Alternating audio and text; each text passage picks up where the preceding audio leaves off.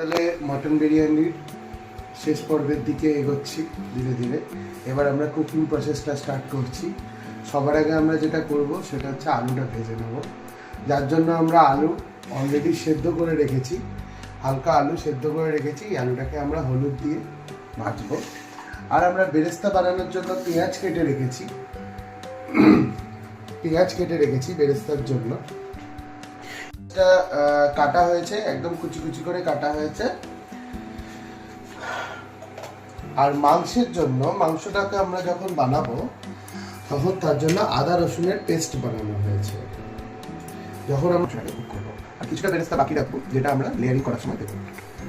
কড়াইতে আমরা সর্ষের তেল দেবো, যার মধ্যে আলুটা ভাজবো। আলুর মধ্যে নুন দেবো, ভালো করে মাখানো হচ্ছে। হলুদটা দেওয়া হচ্ছে কালারের জন্য। তেল চেক করে দেখা হচ্ছে। তেলটা গরম হয়ে গেছে। আলুগুলোকে আমরা একটা সিটি দিয়ে নিয়েছি, তো বয়েল হয়ে যায়।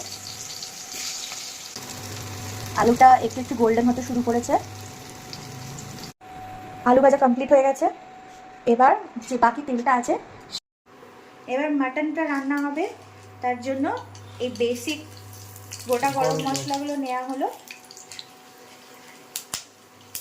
একটুখানি ভাজা ভাজা করতে হবে।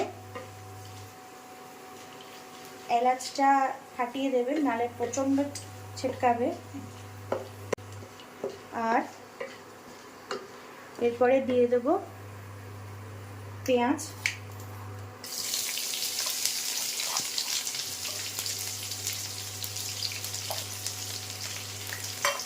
তারপরে এটাকে গোল্ডেন ব্রাউন করে ভাজতে হবে। গার্লিক অ্যান্ড জিঞ্জার, আদা রসুনের পেস্টটা। আচ্ছা, এর মধ্যে অলরেডি স্বাদ মতো নুন আর অল্প চিনি, যাতে রঙের জন্য এবং স্বাদের জন্য আমরা দিয়ে দিয়েছি। নুন দেওয়ার সময় মনে রাখতে হবে যে আমরা মাটনে অলরেডি নুন দিয়েছি, সেই অনুযায়ী নুনটা এখানে দিতে হবে।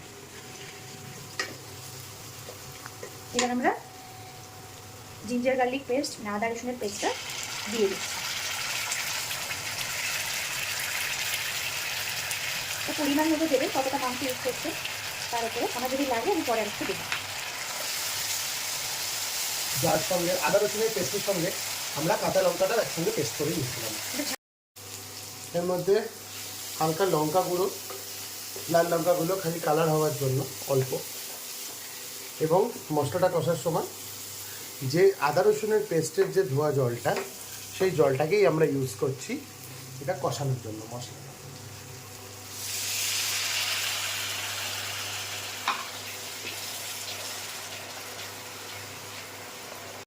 দেখছেন ধীরে ধীরে মশলাটা কষা হয়ে গেছে, তেল ছাড়তে শুরু করেছে। এবার আমরা ম্যারিনেটেড যে মাটনটা আছে এটাকে আমরা ওর মধ্যে দিয়ে দেবো।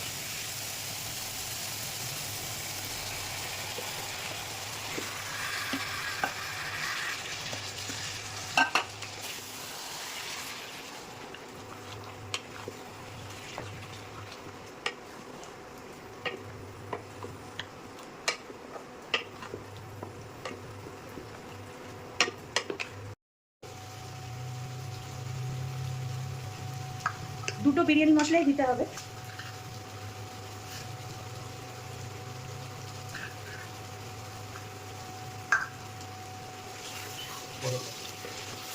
এরপরে আমরা দিয়ে দেবো শাহি গরম মশলা।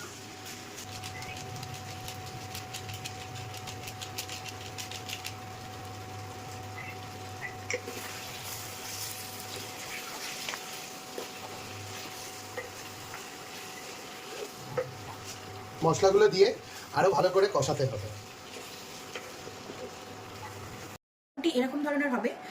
কষিয়ে নেবার পর এবার এটাকে আমরা গরম জলে দিয়ে এটাকে প্রেসার কুকারে দিয়ে দেবো। প্রেসার কুকারে গরম জল বসিয়ে দিয়েছি। তার জন্য আমরা প্রেসার কুকারে অলরেডি জল বসিয়ে দিয়েছি। যে জলটা আমরা গরম করছি, জলটা মোটামুটি গরম হয়ে যাওয়ার পরে আমরা এই কষা মাংসটা ওই জলের মধ্যে দিয়ে এটাকে আমরা সিটির জন্য বসিয়ে দেবো। চালটা দেখতেই পাচ্ছেন কতটা বেড়ে গেছে। এই ভাতটা অলমোস্ট হয়ে গেছে। কত পার্সেন্টেজ এটাতে মোটামুটি সেদ্ধ করেছি? এটা আমরা অলমোস্ট 75 to 80%। ভাতটাকে ভালো করে শুকোতে দিতে হবে। ভাতটাকে থালায় আমরা পুরো মেলে দেবো, যতগুলো থালা রিকোয়ারমেন্ট সেই থালার মধ্যে আমরা মেলে দিয়ে চালটাকে একদম ময়েশ্চার ফ্রি আমাদের করে দিতে হবে। এইভাবে শুকোতে দিয়ে দিয়েছি।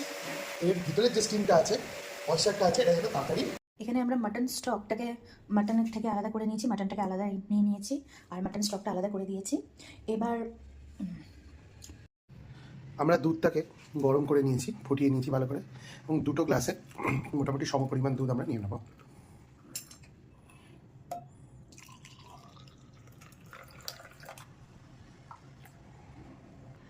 একটা গ্লাসে আমরা দুধের মধ্যে 2 চিমটে জাফরান বা কেশর আমরা দিয়ে দেবো প্রথমে।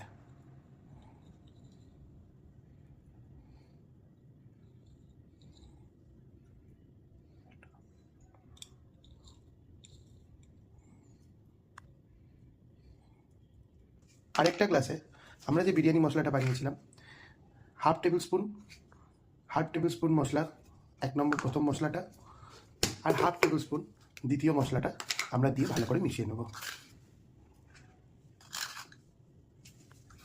আর তার সঙ্গে দিয়ে দেবো আর অল্প করে নুন,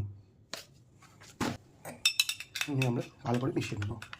যখন আমরা লেয়ারিংটা করব, তখন ভাতের সাথে, ভাতের উপরে যে মশলাটা দেওয়া হয়, সেই মশলাটা প্রত্যেকটা লেয়ারে ভাতের সঙ্গে দেওয়া হয়। তার বদলে আমরা দুধের সঙ্গে এটা মিক্স করে এই মিক্স পার্টটা আমরা প্রত্যেকটা লেয়ারে দিয়ে দেবো। আর এদিকে স্যাফরন দেওয়া যে দুধটা প্রথমে একটু মিশিয়ে নিতে হবে, দিয়ে 10 থেকে 15 মিনিট এটাকে আমরা ঢেকে রাখবো। অ্যারোমা ওয়াটার তৈরি করে নিতে হবে, যেটা মিক্সচার হবে গোলাপ জল, কেওড়া জল আর মিঠা আতরের সমপরিমাণ নিয়ে। মিঠা আতর 3 থেকে 4 ড্রপ, গোলাপ জল আর কেওড়া জল সমপরিমাণ নিয়ে দেখুন আমরা একটা মিক্সচার তৈরি করে নিয়েছি অ্যারোমা ওয়াটার, যেটা প্রত্যেকটা লেয়ারে লাগবে। আমরা ঘি নিয়েছি, গলানো ঘি, একদম গরম করা গলানো ঘি, যেটা প্রত্যেক লেয়ার এটা ব্রাশিং করতে হবে। এবার সবকটা আইটেম যেটা বিরিয়ানির জন্য এখন লাগবে সেটা একবার দেখিয়ে দিই। চাল, মশলা মিক্স করা দুধ, এটা হচ্ছে জাফরান মিক্স দুধ, অ্যারোমা ওয়াটার, ঘি, আলু, বেরেস্তা, মাটনটা আমরা ছেঁকে তুলে নিয়েছি, মাটন, তার রগানটা। আর এই হাঁড়িটায় আমরা ভাতটা লেয়ার করে স্টিমে দেব। এমন একটা হাঁড়ি নিতে হবে যেটা আপনার চওড়া হবে একটু, এবং স্টিমটা যাতে খেলে ভালো করে।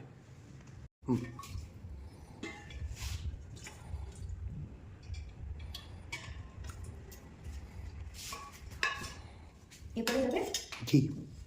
এরপরে যাবে ঘি।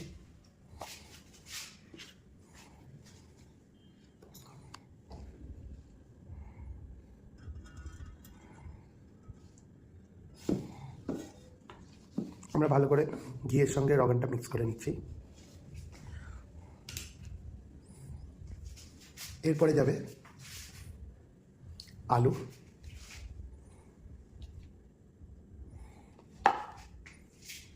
মাটন,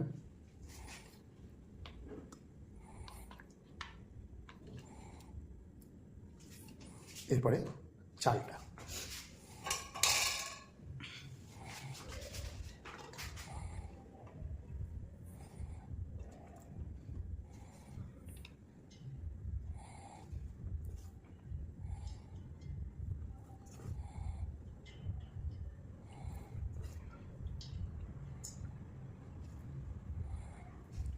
এর উপরে আসবে মশলা মিক্স করা দুধটা।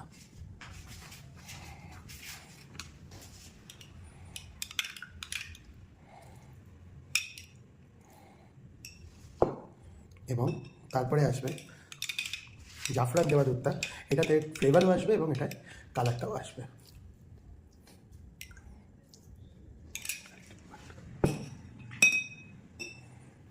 শেষে আসবে অ্যারোমা ওয়াটার। এইভাবে যতটা আপনি বিরিয়ানি বানাচ্ছেন, 3টে বা 4টে লেয়ারে আপনি এইভাবে প্রত্যেকটা লেয়ারিং সেমভাবে আপনার রিপিট হতে থাকবে। লেয়ারিংটা হয়ে গেছে, এখন জল দিয়েছি, এটা আমরা স্টিমে দেব। তার ওপরে আমরা বিরিয়ানির হাঁড়িটা বসিয়ে দেবো। দেখুন এটা ফুল অ্যান্ড ফাইনাল আমরা ওপর থেকে, টোটাল 3টে লেয়ারে আমাদের হয়েছে, এর ওপর থেকে বেরেস্তা দিয়ে আমরা সাজিয়ে দিয়েছি।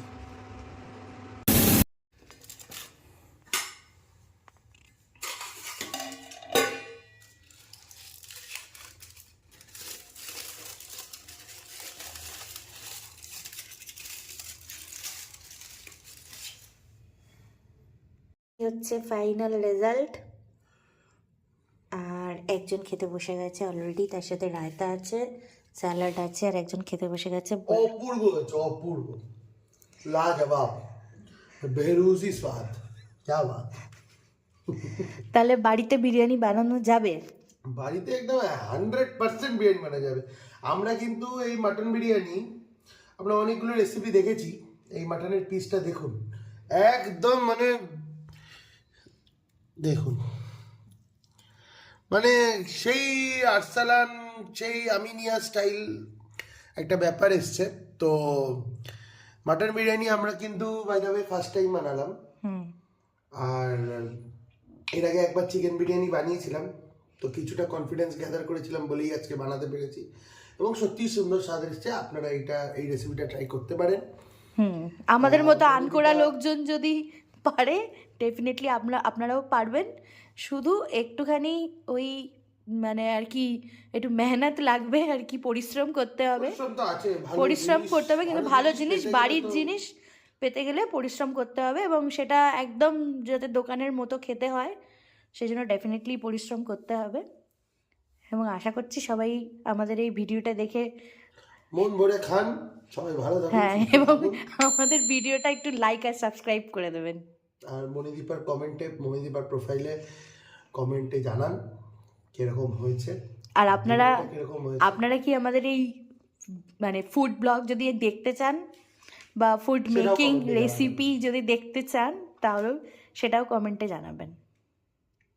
Tata, good night.